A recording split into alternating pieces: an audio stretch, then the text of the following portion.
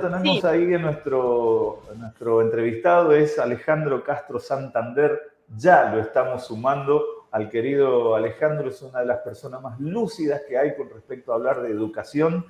Y vamos a pasar a otro tema, porque lo que vamos a tocar ahora con Alejandro es el gravísimo problema del bullying, aprovechando esto que les pasó a las chicas en Barcelona, donde una de ellas finalmente murió. El bullying, lo que sufren nuestros chicos hoy por hoy comparado con otros años. En fin, haremos un paseo siempre agradable con el querido Alejandro. ¿Cómo estás, Alejandro? Un gusto que seas parte del interactivo. ¿Qué tal? ¿Qué tal, Ale, Virginia? ¿Cómo les va? Muy bien. Qué placer tenerte con nosotros, qué placer poder hablar con vos siempre.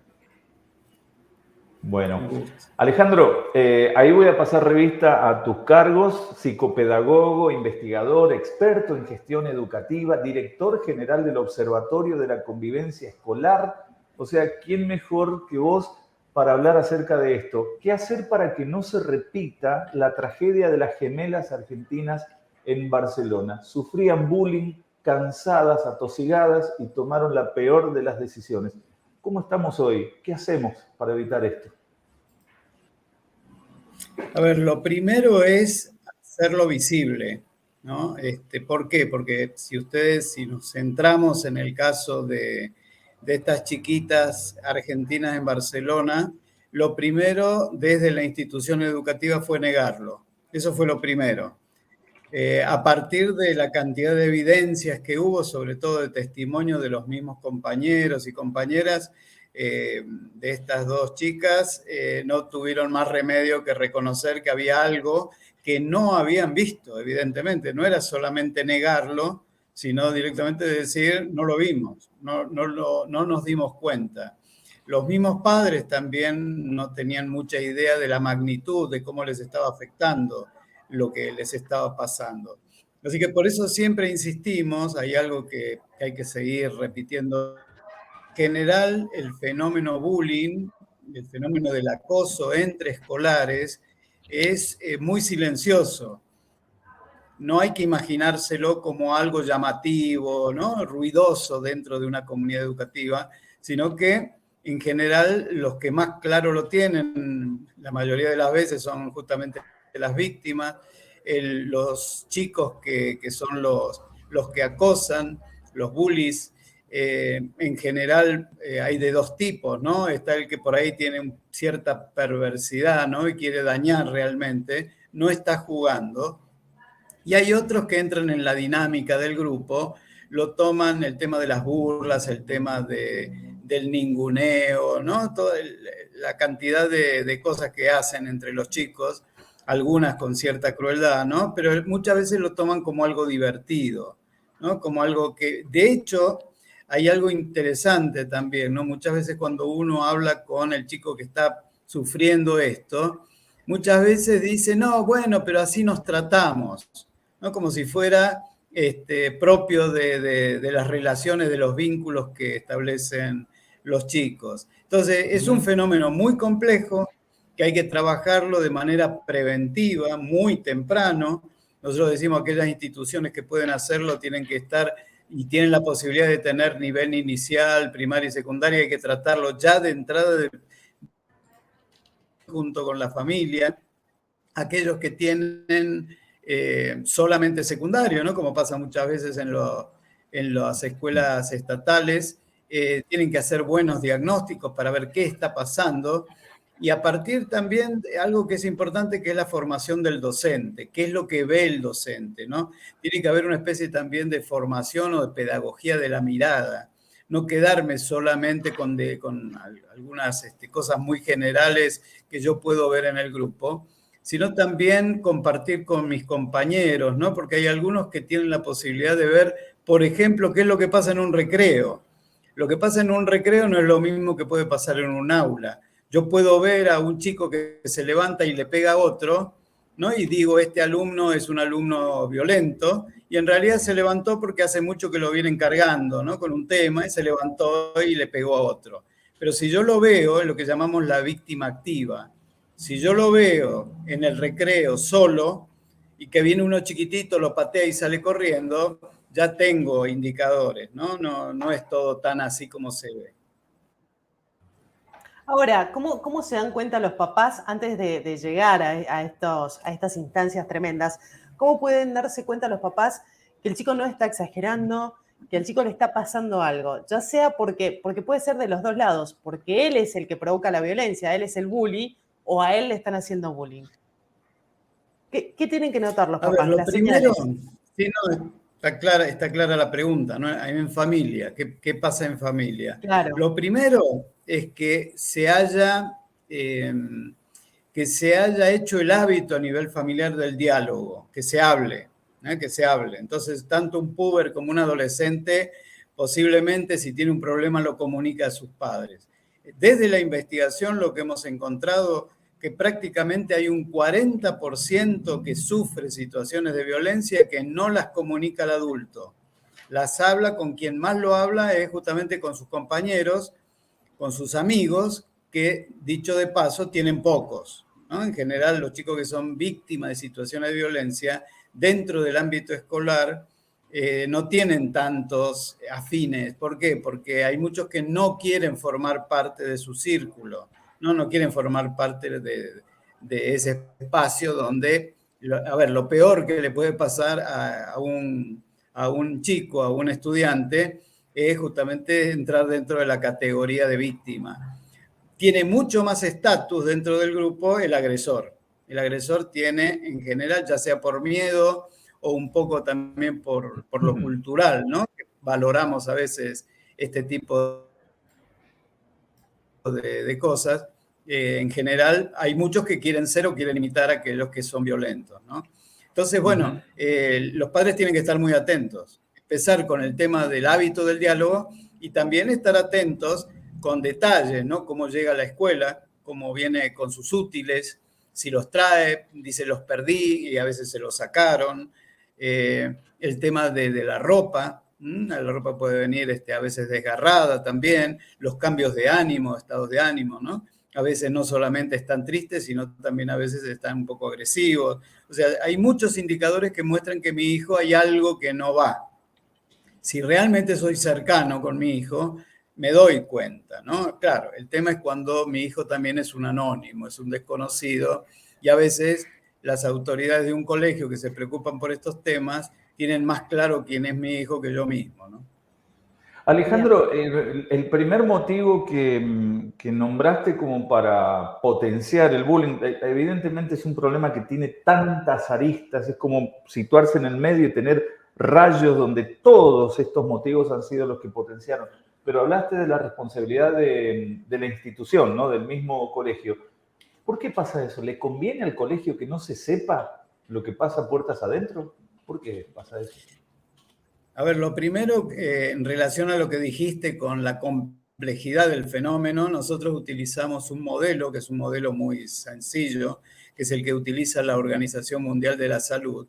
Lo llamamos modelo sistémico ecológico, ¿no? Ponemos en el centro la persona, pero también vamos viendo cuáles son los contextos en los que se encuentra esta persona, ¿no? Como si fuera una cebolla, ¿no? En el centro está la persona, luego tenemos la familia, de ahí pasamos al barrio, a la escuela y después ese constructo más amplio que es la sociedad, que se nos mete dentro de la casa a través de los medios de comunicación, ¿no? De las nuevas pantallas. Eso es lo primero para mostrar que en general nosotros decimos la violencia en general, ¿no? Es una violencia aprendida y ahí estamos viendo cuáles son los contextos donde se puede aprender. Por supuesto que también esto permite prevenir temprano y desaprender la violencia. Ahora, con respecto a lo institucional, a ver, ya no cabe esto de no sabíamos. Cuando pasa algo grave, que sean directivos o docentes, dicen nosotros no sabíamos qué estaba pasando, o como ha pasado en algunos lugares, en realidad estábamos convencidos que el bullying era algo excepcional. No, bueno, esto entra dentro de lo que sería algo así como ignorancia culpable, ¿no? Porque a esta altura no puedo decir que no tengo idea de qué estamos hablando. Y de hecho hay algunas instituciones que puede entrar esto que decís, Ale, de negarlo, ¿no? Yo en general siempre me inclino un poco más a este descuido, ¿no? A un descuido muy irresponsable, ¿no? Y esto lo digo porque me he encontrado con algunos directivos, cuando uno por ahí habla de estos temas, que dicen, en esta escuela, y escuchen esto, en esta escuela no hay ni conflicto. Entonces uno los mira y dice, ya tenés problema, ya tenés problema. ¿Por qué? Porque no reconocer el conflicto, que es algo inherente a las relaciones humanas, entonces ya está demostrando el nivel de descuido que se tiene con estos fenómenos que seguramente se van a dar, que son muy invisibles, y cuando me entero de uno, seguro tengo muchos más. Claro. Evidentemente es tan complejo. Lo que no podemos seguir haciendo, Alejandro, es quejarnos sin saber qué es lo que pasa. Por parte de los papás, un mea culpa. Hablo de los papás de esos chicos que hacen bullying, ¿no?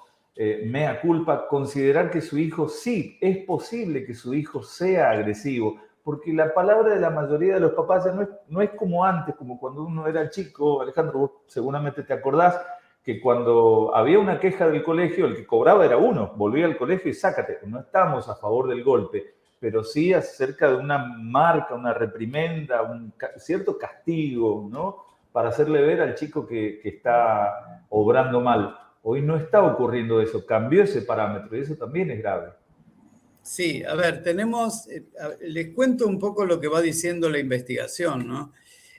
Nos hemos encontrado con que esto de tener la foto de la víctima y la foto del agresor así como única, no es tan así. Nos hemos encontrado con que es mixto. O sea, está el agresor, pero que a su vez ese agresor de un estudiante puede ser agredido por otro.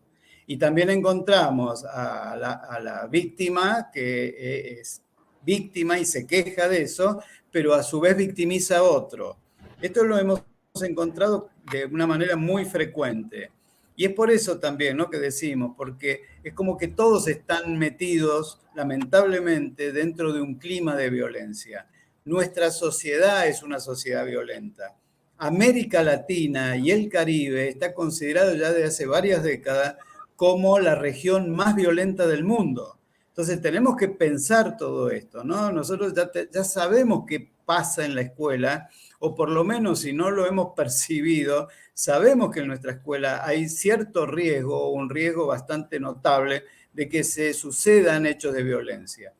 El bullying es un emergente en realidad, es un producto de haber descuidado el trabajo serio con los conflictos. Cuando yo, por ejemplo, estoy en conflicto, es una situación más simétrica en donde yo tengo que tratar de resolverlo rápido, justamente para que no me escale a violencia. Después hay situaciones de violencia esporádica, que no podemos llamar acoso, que no podemos llamar bullying, y a veces, como no es bullying y no es muy grave, la descuidamos también. Y también tiene que haber una sanción. Ahora, tengo una preguntita más, casi yéndome de tema, Alejandro. Eso es a lo que vos te referís, ¿no? Entonces, transgrede, que tiene que ver con convivencia, ¿no? Sí. Claro, claro, claro. Alejandro, tengo una pregunta más. Nos están apurando porque ya se nos va el programa. Si me lo podés responder en una frase, dale. Pero te consulto, según tu experiencia y todo lo que has trabajado, y me muevo un minuto del ámbito educativo, los chicos, los agresores de Fernando Báez Sosa, ¿tienen algún tipo de solución? ¿Tienen remedio? A ver, hay que ver cada caso. Hay que ver cada caso, la personalidad. ¿Cuál es el nivel de violencia? Volvemos a esto, ¿no? Nivel de violencia aprendida. ¿Cómo ha sido? A ver, por ahí uno escucha a los padres de alguno de ellos y entiende por qué su hijo es así. Empecemos por ahí, ¿no? O sea, volvemos a esto de un producto, ¿no? Un resultado de una muy mala crianza, evidentemente, ¿no? A esto hay que sumarle también un poco algunos códigos que me parece que hay que rever en el deporte que practicaban, ¿no?